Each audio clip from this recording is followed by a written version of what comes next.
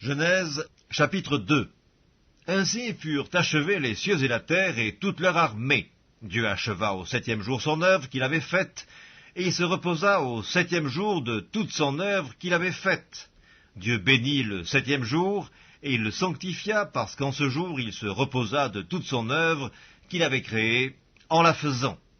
Voici les origines des cieux et de la terre quand ils furent créés. Lorsque l'Éternel Dieu fit une terre et des cieux, aucun arbuste des champs n'était encore sur la terre, et aucune herbe des champs ne germait encore, car l'Éternel Dieu n'avait pas fait pleuvoir sur la terre, et il n'y avait point d'homme pour cultiver le sol. Mais une vapeur s'éleva de la terre, et arrosa toute la surface du sol.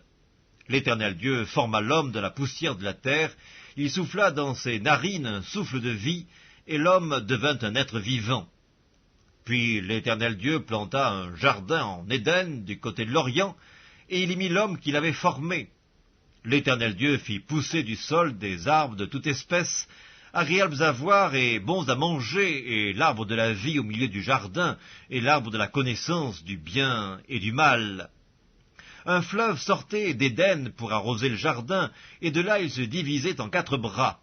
Le nom du premier est Pishon. C'est celui qui entoure tout le pays de Havila, où se trouve l'or. L'or de ce pays est pur, on y trouve aussi le bdellium et la pierre d'onyx. Le nom du second fleuve est Gihon, c'est celui qui entoure tout le pays de Cush. Le nom du troisième est Hiddekel, c'est celui qui coule à l'orient de l'Assyrie. Le 4e fleuve, c'est l'Euphrate. L'Éternel Dieu prit l'homme et le plaça dans le jardin d'Éden pour le cultiver et pour le garder. L'Éternel Dieu donna cet ordre à l'homme: tu pourras manger de tous les arbres du jardin, mais tu ne mangeras pas de l'arbre de la connaissance du bien et du mal, car le jour où tu en mangeras, tu mourras. L'Éternel Dieu dit: il n'est pas bon que l'homme soit seul, je lui ferai une aide semblable à lui. L'Éternel Dieu forma de la terre tous les animaux des champs et tous les oiseaux du ciel, et il les fit venir vers l'homme pour voir comment il les appellerait, et afin que tout être vivant portât le nom que lui donnerait l'homme. Et l'homme donna des noms à tout le bétail, aux oiseaux du ciel et à tous les animaux des champs. Mais pour l'homme, il ne trouva point d'aide semblable à lui.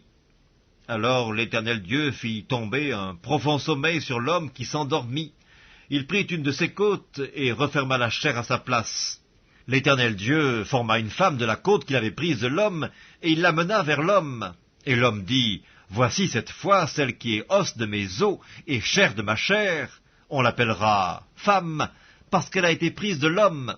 C'est pourquoi l'homme quittera son père et sa mère, et s'attachera à sa femme, et ils deviendront une seule chair. L'homme et sa femme étaient tous deux nus, et ils n'en avaient point honte.